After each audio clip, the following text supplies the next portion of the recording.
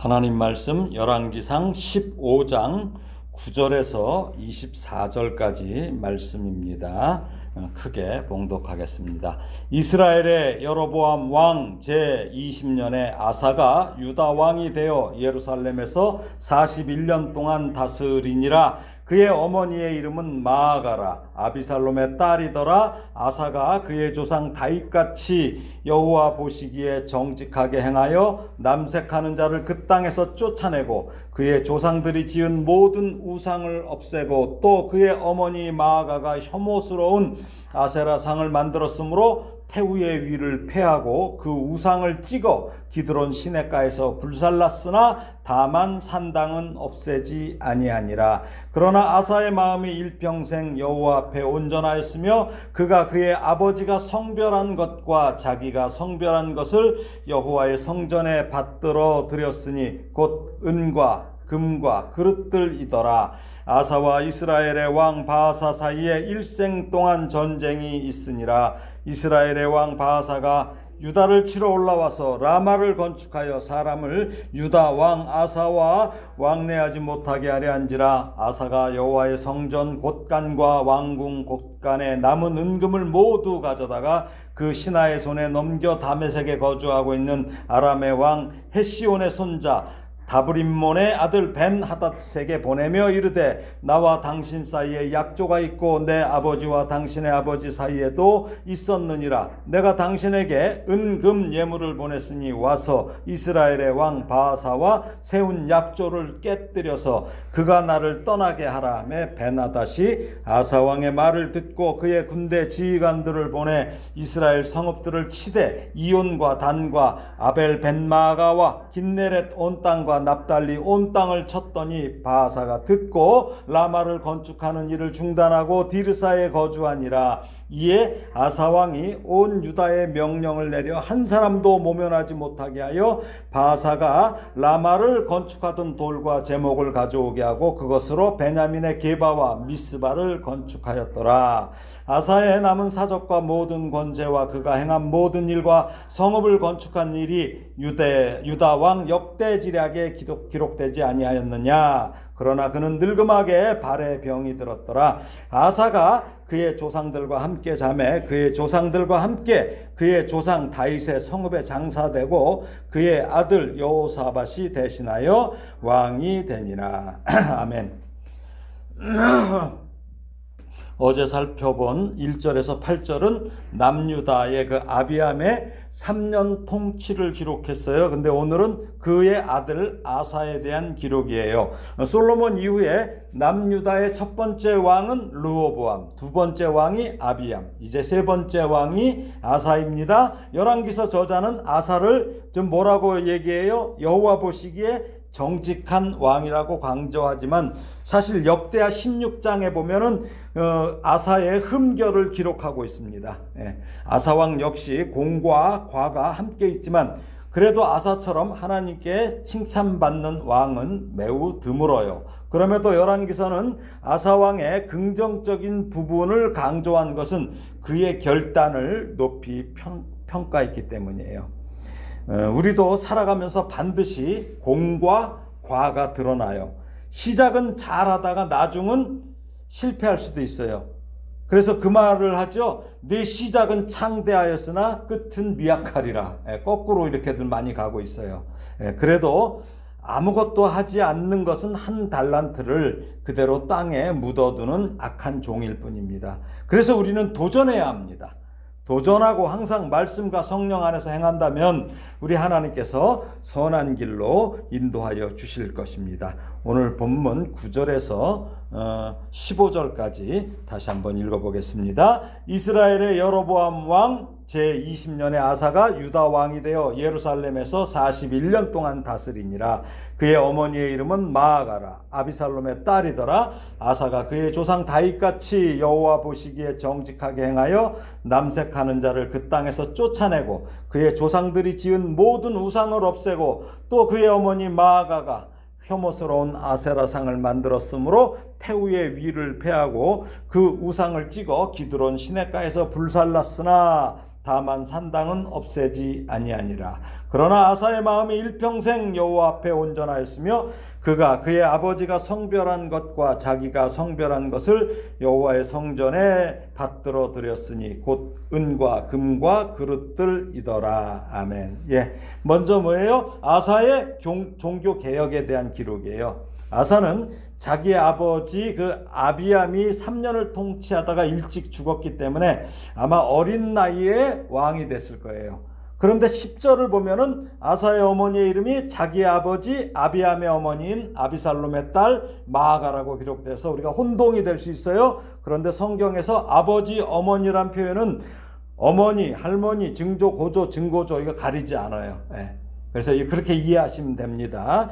그런데 우리가 이거를 한번 볼까요? 역대하를 한번 보겠습니다. 역대하 11장 20절에서 22절이에요. 역대하 11장.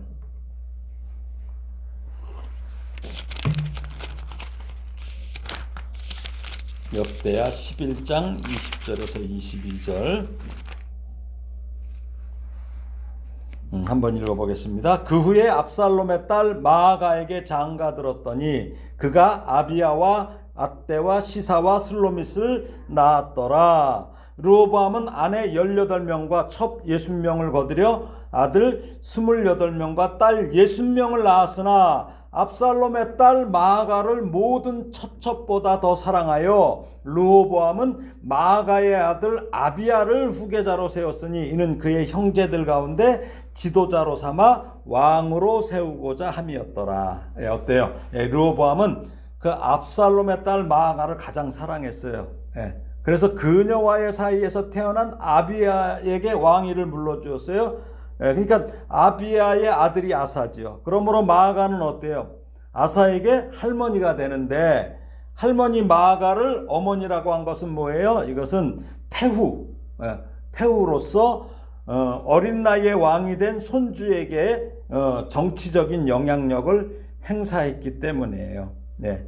그래서 어떤 사람은 아사란 이름의 뜻이 분명하지는 않아요. 근데 치료자라고 주장하기도 하는데 이게 분명하지는 않습니다. 예. 아사가 남유다 왕들 중에 세 번째로 가장 오랜 기간 통치를 해요. 41년이나 통치했어요. 이걸 보면 뭐예요? 그건 매우 어렸을 때 왕이 된 것으로 추측할 수 있어요. 그때 당시의 나이나 이런 여러 가지를 봤을 때. 그런데 역대하 15장에는 아사가 종교 개혁을 한 이유가 자세히 기록되어 있어요. 역대하 15장에 보면. 그래서 선지자 누가 와요? 아사랴가 와요. 그래서 구스 사람의 군대를 대파하고 돌아온 아사 왕을 맞이하여서 여호와를 찾는 일에 계속해서 힘쓰라는 내용을 선포한 예언의 말씀을 해요. 그래서 그 내용에 보면 첫째는 백성들이 하나님의 약속에 근거해서 하나님을 찾으면 복을 받을 것이지만 반대로 배교를 하면 평화와 안정이 파괴되는 등 이 혹독한 심판을 받을 것이다. 둘째는 하나님의 심판을 피할 수 있는 길은 오직 심령의 변화를 통해 개혁을 단행하는 것뿐인데 이 개혁이 뭐야? 일회성이 아니라 지속성을 유지해야 한다 이 얘기예요. 그렇습니다. 지금도 마찬가지예요. 그 카톨릭의 각종 부패 때문에 종교 개혁이 일어난 지 500년이 더 지났어요. 지난 오늘날 이렇게 어려워요. 이렇게 어려운 이유가 왜 그래요? 한국교회도 그렇고 종교 개혁이 말씀에 기초하여 일어났지만 그게 지속적으로 추진되고 있지 못하기 때문에 지금이요. 그래서 그래요. 당신은 아사왕이 어때요? 구스하고 싸워서 이겼잖아요. 그렇죠? 그러니까 승리에 도취되었어요. 그러니까 이때가 가장 교만해지기 쉬운 때였어요. 당시 르호보암도 나라가 견고하고 세력이 강할 때 어떻게 했다고 그래요? 오히려 여호와의 율법을 떠났다고 그랬잖아요. 아사의 아버지 아비암도 처음에는 하나님을 의지했으나 결국은 떠났어요. 그러기에 아사 왕이 지금 이와 동일한 상황이 왔어요. 그럴 때 하나님께서는 선지자 아사랴를 보내서 당시 아사랴와 같이 그렇게 보냈던 거죠. 근데 하나님의 말씀을 받드는 이 선지자 하나님께서 보내셨다는 거 이거는 뭐예요? 아사 왕에게 큰 은혜요 복이었죠.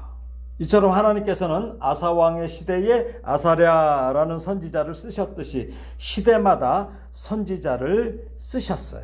이 시대도 마찬가지입니다. 이 시대는 우리 성도들이 왕 같은 제사장이에요. 하나님의 선지자예요. 작은 메시아예요. 그러므로 성도들은 하나님께서 적절한 때에 자신을 사용하실 수 있도록 어때요? 만반의 준비를 하고 있어야 돼요. 깨끗하게 준비해야 돼요. 근데 아사는 어때요? 이 종교개혁에 일단 합당한 인물이었어요. 17절, 오늘 보면 17절을 보면 뭐라고 그래요? 아사가 그의 조상 다윗같이 여호와 보시기에 정직하게 행하여 라는 말씀처럼 뭘 개혁하려면 어떻게 해야 돼요? 개혁하는 자가 정직하지 못하면 그 개혁을 백성들이 따르지 않을 거 아니에요. 그렇게 되면 개혁은 실패하기 마련입니다. 그래서 아사는 지금 남색하는 자, 동성애자들을 추방하고 모든 우상을 없앴으며 아세라상을 만든 자기 할머니까지 폐위시킨 거예요. 참 이게 무섭죠. 이처럼 개혁은 어디부터 시작돼야 돼요? 가족에서부터, 자기 자신부터, 그 다음에 가족, 여기서부터 해야 돼요. 거기 놔두고 엉뚱한 데부터 두들겨 패서는 안 돼요. 지금 대통령 지지율이 떨어지는 건 뭐예요? 자기 부인 관리하지 못했기 때문이에요. 우리 역시 마찬가지예요. 이런 신앙의 결단이 필요할 때는 우리 역시 가장 아픈 일을 겪을 수가 있어요.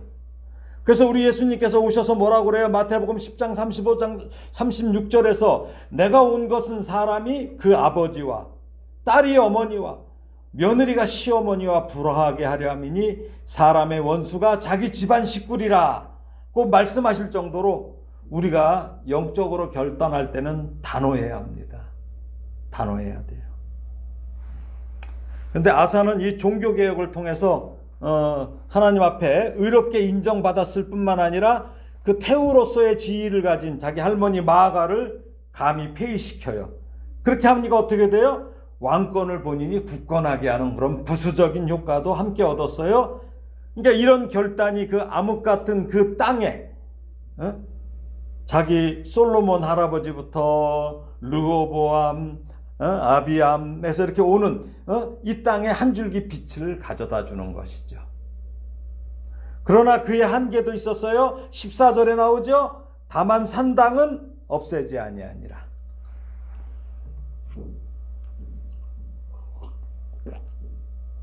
그러나 아사의 마음이 일평생 여호와 앞에서 온전하였다고 열왕기서 저자의 평가는 이 시대 우리들에게 도전을 주고 있습니다.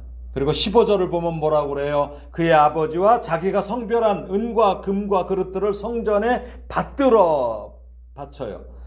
그리고 근데 참 이어지는 18절을 보면 어때요? 그것들을 다시 꺼내서 누구한테 받들어 바쳐요? 아람 왕에게 바치는 안타까운 잘못을 저지릅니다. 요 얘기도 한번 살펴보겠습니다. 오늘 본문 16절에서 24절까지입니다. 함께 읽겠습니다. 아사와 이스라엘의 왕 바하사 사이에 1생 동안 전쟁이 있으니라. 이스라엘의 왕 바하사가 유다를 치러 올라와서 라마를 건축하여 사람을 유다 왕 아사와 왕래하지 못하게 하려 한지라. 아사가 여호와의 성전 곳간과 왕궁 곳간에 남은 은금을 모두 가져다가 그 신하의 손에 넘겨 다메섹에 거주하고 있는 아람의 왕 헤시온의 손자 다브림몬의 아들 베나닷에게 보내며 이르되 나와 당신 사이에 약조가 있고 내 아버지와 당신의 아버지 사이에도 있었느니라.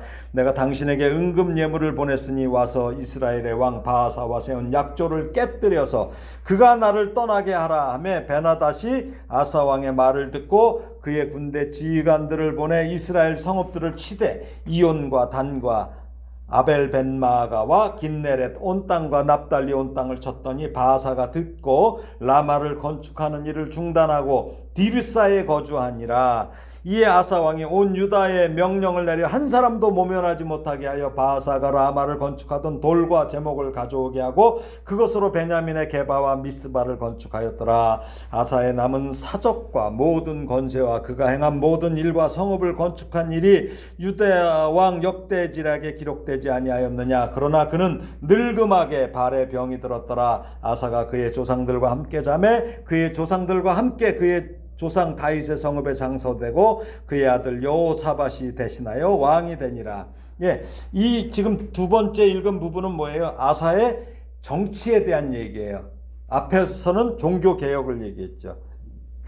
근데 여기서 아사는 하나님을 신뢰하는 왕의 모습이 아니라 여기서는 어떤 사람이에요? 책략을 쓰는 정치적인 왕으로 변질돼서 타락하는 모습을 기록하고 있어요.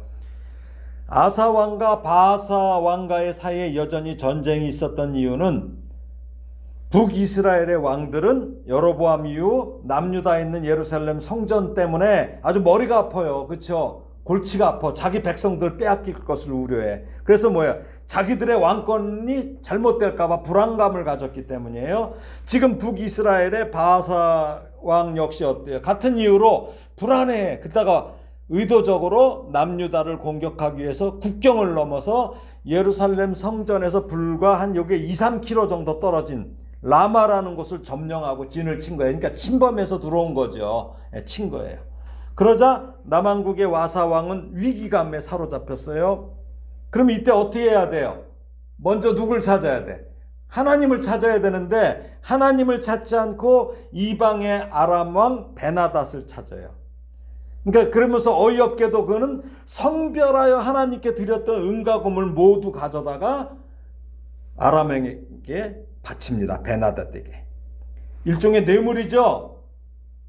그런데 아무리 뇌물을 준다 해도 자기 아버지와 자기가 성별하여 성전에 바친 은과 금과 그릇들을 다시 꺼내서 그것도 이방 나라 왕에게 준 것은 뭐예요? 하나님 나라의 것을 이방 나라에 넘겨버린, 하나님을 지워버린 행위나 다름없는 이게 불신앙인 거예요. 지금 그 얘기를 하고 있는 겁니다. 그리고 아람 왕 베나닷에게 북이스라엘과 맺었던 조약을 파기하고 북이스라엘을 쫓아내달라고 요청하니까 베나닷은 좋죠. 그의 제안 받아들이고 북이스라엘의 이온과 단과 아벨벳마가와 긴네렛, 이 온 땅, 납달리, 여기 그러니까 뭐냐면 북서쪽에서부터 남쪽으로 이렇게 쳐내려오는 거예요. 아람 쪽에서. 그러니까 어때요? 바하사가 불안하잖아요.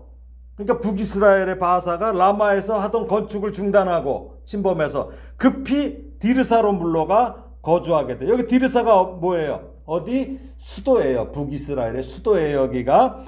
이거 디르사는 14장에 나왔죠. 여로보암 아내가 일어나서 디르사로 돌아가서 집 문지방에 이를 때 아이가 죽었다고 했잖아요. 그 수도에 들어갔다는 거야. 자기 성에. 수도. 이 기록에서 나온 북방 전략에 치중하기 위해서 그런 군사적인 목적으로 여로보암이 세겜에서 수도를 옮긴 곳이에요. 이게 디르사예요. 예. 그래서 요단강 동편에서 에브라임 산지로 가는 길목에 위치했어요. 이곳이. 그러니까 나중에 보면은 오므리가 수도를 사마리아로 옮기기 전까지 계속 북왕국의 수도예요. 여기가. 그래서 글로 가서 있었다는 얘기예요. 예?